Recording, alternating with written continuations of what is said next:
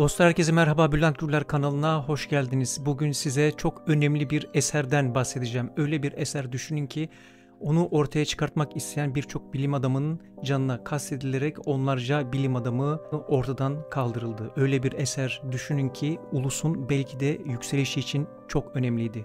Bir ulus için en önemli etkenlerden bir tanesi dildi ve bunu çok iyi bilen diğer düşmanlarımız bu dilin gerçek özüne erişememiz için ellerinden gelen her şeyi yaptılar. Ama iyi insanlar da vardı. O kitap ve o manzumeyi muhakkak ortaya çıkarması gerekiyorlardı. Şimdi gelin o kitabın hikayesini hep beraber dinleyelim.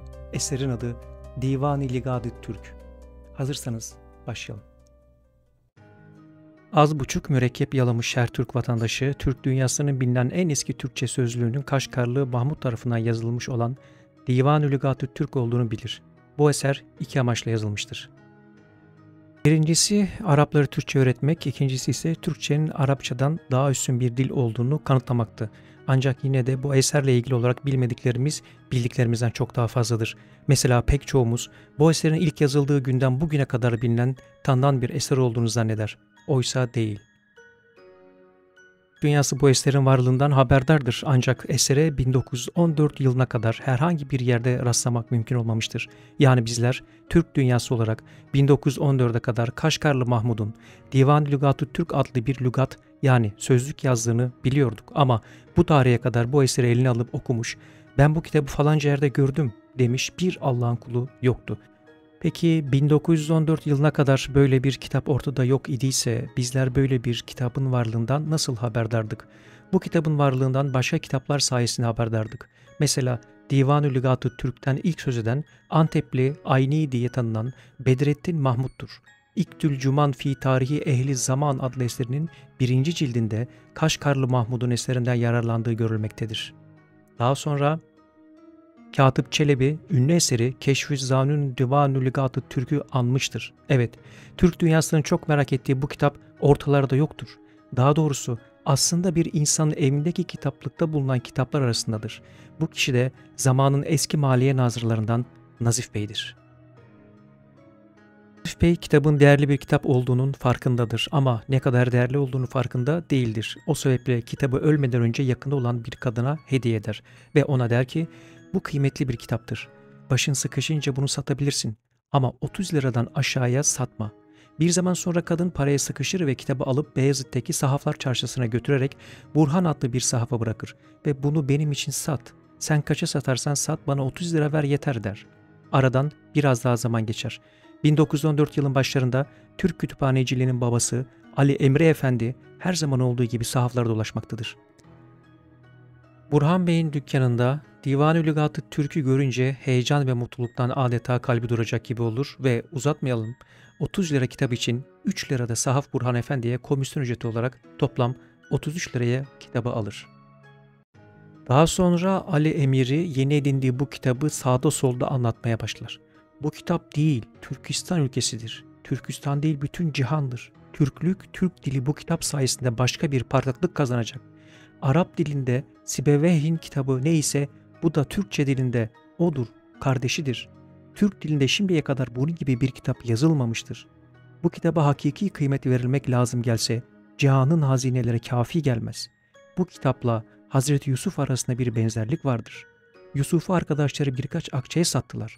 Fakat sonra Mısır'da ağırlığınca cevahire satıldı. Bu kitabı da Burhan bana 33 liraya sattı. Fakat ben bunu birkaç misli ağırlığında elmaslara, zümrütlere veremem demiştir. Haber kısa sürede önce İstanbul'da sonra tüm Osmanlı ülkesinde ve nihayet Türk topluluklarında duyulur ve büyük heyecana sebep olur.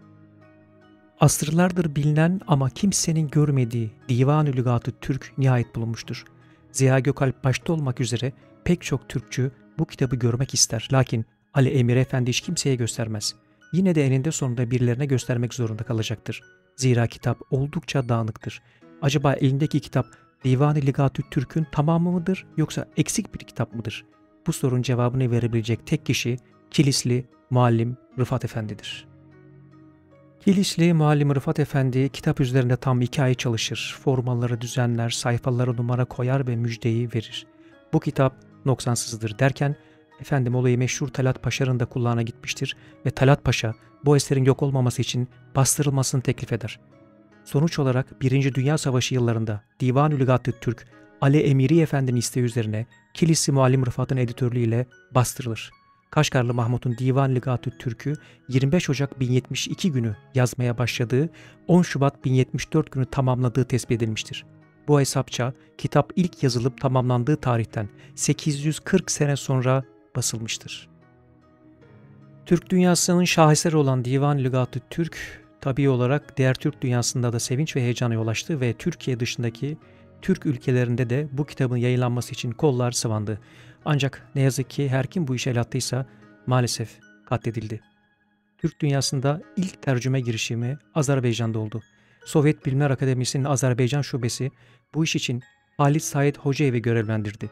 Hocayev 1935-37 yıllarında bu görevi tamamladı. Fakat Hocayev ve yardımcılarının başarısının mükafatı ölüm oldu. 37 yılında bu kez meşhur Uygur şairi ve eğitimcisi şair Muhammed Ali, Divan Lügat-ı Türk'ü Uygurca'ya tercüme ettiği için katledildi ve bütün çalışmaları yakıldı. Bir diğer Uygur bilim insanı Kutluk Şevki, hac yolculuğu sırasında uğradığı İstanbul'dan Kilisli baskını alarak ülkesine götürmüştü. Bilim dünyasını hizmet için giriştiği bu çaba maalesef sonu oldu. Uygurlar 1944 yılında Şarkı Türkistan Devleti'ni kurduklarında ilk iş olarak Divan Lügat-ı Türk'ün tercümesi işine giriştiler. Bu iş için meşhur alim İsmail Damollam görevlendirildi. Birinci cildin tercümesi tamamlanmıştı ki Rusya ile Çin anlaşarak Şarkı Türkistan Devleti ortadan kaldırdılar ve İsmail Damollam öldürüldü. Şarkı Türkistan'ın Kızıl Çin tarafından işgal edilmesinden sonra Uygur bölgesinde Sincan özerk yönetimi kuruldu. Kaşgar bölgesinin valisi Seyfullah Seyfülin maddi kaynakla ayırarak tanınmış şair ve tarihçi Ahmet Ziyai'yi Divan-ı Lügat-ı Türk tercümesi için resmen görevlendirdi. 1950-54 yılları arasında divanın tercümesi tamamlandı ve Pekin'e basılması için gönderildi. Baskının giderleri de Kaşgar Valiliği bütçesine ayrılmıştı. Ancak Pekin, karşı devrimcilik ve milliyetçilik suçlamaları ile Ahmet Ziyai'yi 20 yıl ağır hapse mahkum etti ve Ziyai cezaevinde işkence altında can verdi. Divanın bütün tercümeleri de yakıldı.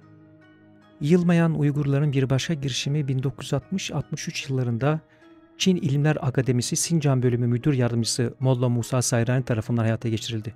Fakat hem Sayrani ve yardımcıları öldürüldü. Ayrıca tercümenin metinleri de yakıldı. Uygurların divana merakı bütün bu olanlara rağmen azalmamakta, aksine artmaktaydı.